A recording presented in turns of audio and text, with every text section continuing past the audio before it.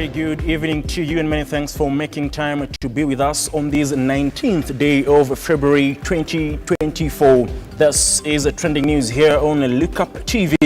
Remember, you can watch this particular bulletin live on our Facebook and YouTube pages at Lookuptv. We kickstart our bulletin now, and President William Ruto has told off Kenya Kwanza legislators who are critical of his policies, asking them to own up and defend their campaign manifesto to Kenyans. Some MPs, including Githunguri's Gathoni Wamushamba, have rubbished the president's affordable housing program.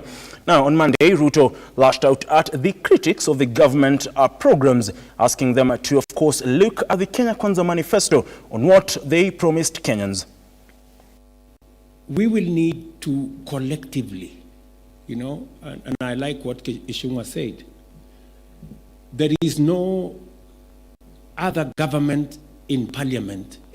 It is our members of parliament. You are the government. So don't stop pointing at some government. There is no other government. You are the government. Yes, you are the government. So don't imagine that there is another government, I don't know where. We all went to the elections. We campaigned on the same podium. You heard me talk about housing. You heard me talk about universal health coverage. When it comes to implementation, sasa watu wanaanza sijui sasa unajua hii kitu imekaa sijui namna gani. Sasa mlikuwa mnafikiri hii kitu itafanyika namna gani? This is how it's going to happen. When the rubber meets the road, don't start kusema ilikuwa ikaenda ikarudi. Hapana. We stay the course.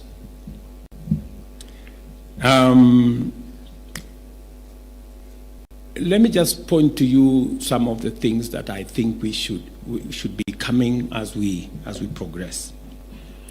So, members, I am talking to many people here. Mutapita mutiani if you do what I am telling you. Yeah, you will. We are setting up the exam for 2027. So, mujipange. Now, still staying on that particular retreat in Naivasha, and President William Ruto has told off former President Uhuru Kenyatta for expressing frustration over some government decisions. Speaking during the opening of the Joint National Executive and Kenya Kwanza Parliamentary Group consultative meeting in Naivasha, Nakuru County, the head of state reminded Kenyatta that he squandered his time with the Building Bridges Initiative Reggae. And even those who are opposed to the housing program, it is not because they don't know that it is the right thing. Their problem is that it is us who are implementing, not them. It is just as simple as that. That is their quarrel. In fact, when I had one of our friends say yesterday, I don't know the day yesterday or the day before, that when he sees things, he feels like crying. It is true. Because they are now wondering, it was actually true that housing was possible, and we wasted time on reggae. They feel like crying because they can actually see this housing was actually possible.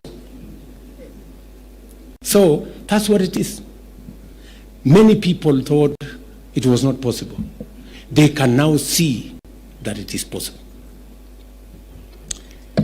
Finally, Your Excellency, I had somebody saying that you should not look at the rear mirror. I want to encourage you to continue looking at the rear mirror, because the inventor of the motor vehicle was not mad by putting the rear mirror. In your leadership, Your Excellency, you have made it very clear that no Kenyan should be left behind.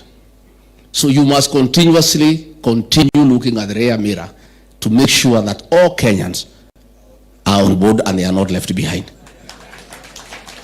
Again, Your Excellency, there are also people who would want to derail your vehicle. There are those who like to puncture the rear wheels. There are those who like to remove goods from your pickup behind. You must continuously look at the rear mirror and the side mirrors so that anybody who may want to derail your vehicle, you are ahead. And of course, they're responding to former President Ruto Kenyatta, who said during a meeting, per se, in Nyandarua County over the weekend that sometimes he wonders what to do when he sees the direction that the country is taking. We'll bring you, of course, a subsequent story on that particular retreat in our 7 p.m. and 9 p.m. bulletins. Let's continue with the bulletin now. And governors, the Council of Deputy Governors in the country is complaining about the differences between some deputy governors and their bosses, saying that they are hampering the provision of services to the people. Led by Martin Mochiso, who is the chairman of that particular council and the deputy governor of Kajiado County. The council has named Meru and Kisii counties as some of the counties that are suffering from the wrangles between deputy governors and the governor. Sana sana ni zile kuwa governor na deputy hakuna uelewano. Na ile uelewano inakosa ni kukua lazima watu wakae chini, wafanye kazi pamoja, because we are that devolution. Na that devolution kumaanisha ile makosa ambayo tulikuwa tunafanya mwaka wa kwanza, tamu ya kwanza, inafaa ikuwe isharekebishwa tamu ya pili. So saa hizi hatuwezi kuwa tunasema tunasoma. The constitution is very clear what is the role of a governor, role ya deputy governor, na sisi tunasema all the 47 deputy governors tumeshikana, we are speaking with one voice to say we must protect our devolution.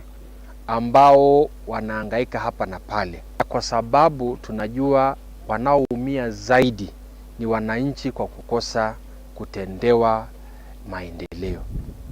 Kuna msemo ambao inasema fahali wawili wakipigana nyasi humia.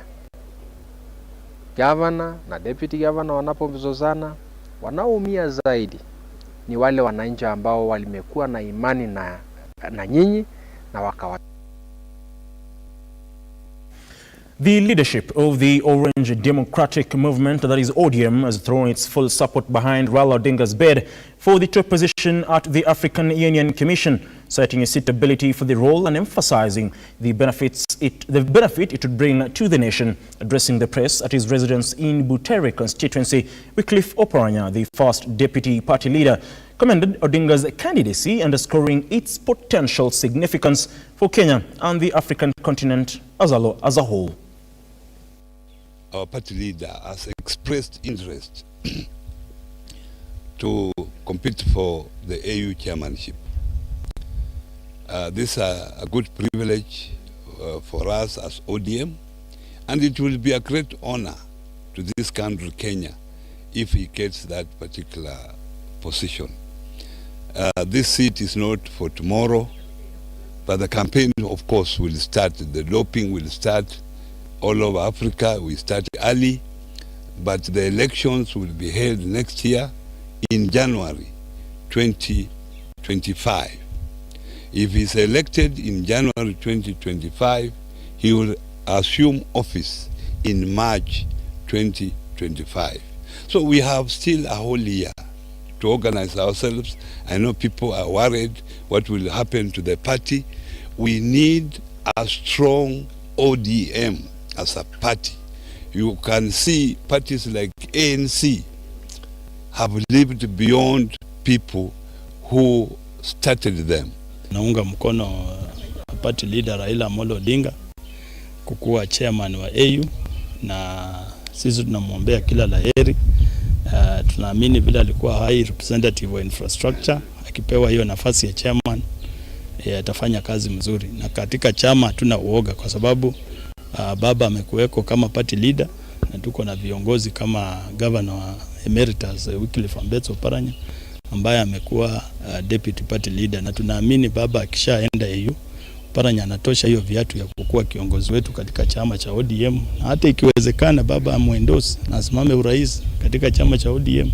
Hakuna maneno, sisi tuko sawa na tuko na confidence governor Oparanya anaweza ongoza chama, na hata akipewa nafasi anaweza pia ongoza nchi.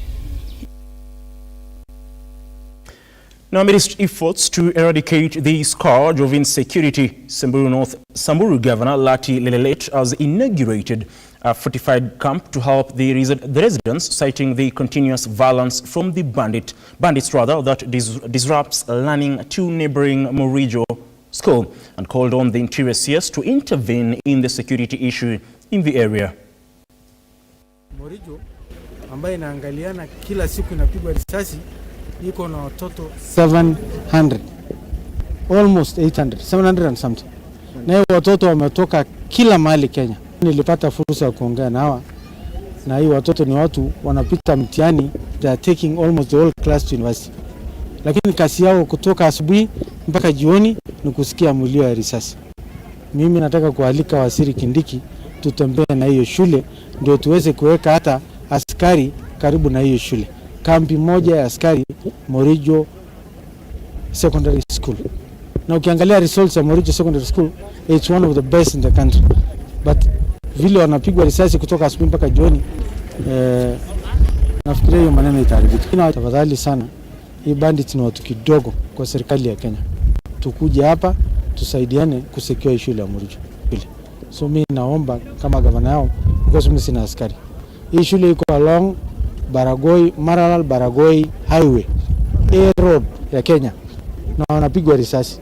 Sasa huko ndani nini inafanyika? Tafadhali hiyo kitu ndio naomba serikali yetu ikuje tusaidie. Keeping these students here, and the security situation is deteriorating every day. If we are assured of security, then we'll be very grateful. We thank the county government. They've given us NPR to protect the students. But honestly, it is traumatizing. As it is currently, even getting supplies from Maralal to this place, it's a nightmare. Because people bringing supplies keep on fearing because of the attacks that take place even at the roads in this area. Anybody mentioning Morijo, they talk of bandits. We want the narrative to change.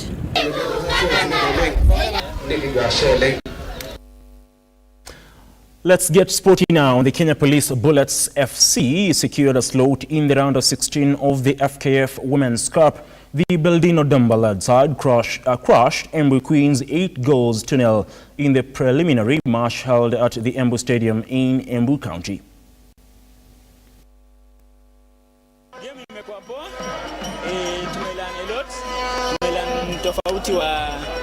Level tofauti ya game, tumepata exposure na tunashukuru. For the first time tulipanda kutoka County League mpaka Division 1. Huko Division 1 tunaona ni kama tuko sawa, na tunaona pia Premier level iko tofauti sana. Every game tunachukulia kama game league sababu ni preparation ya kutupatia how we are going to attack the next game. So haijakuwa game rahisi because pia tumeleta watu wageni kwa game na wamedeliver.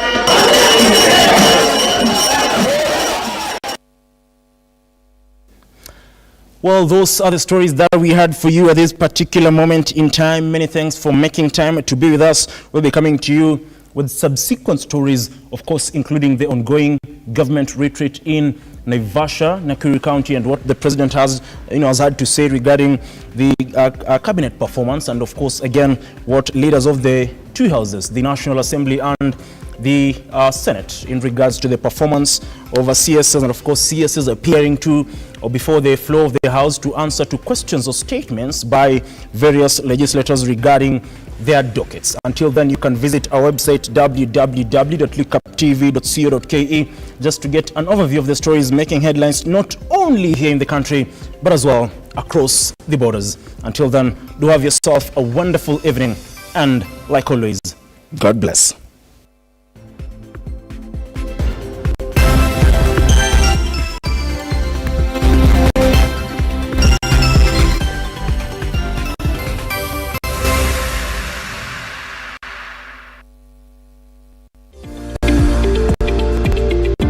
We value your feedback and welcome your complaints about our programming and operations.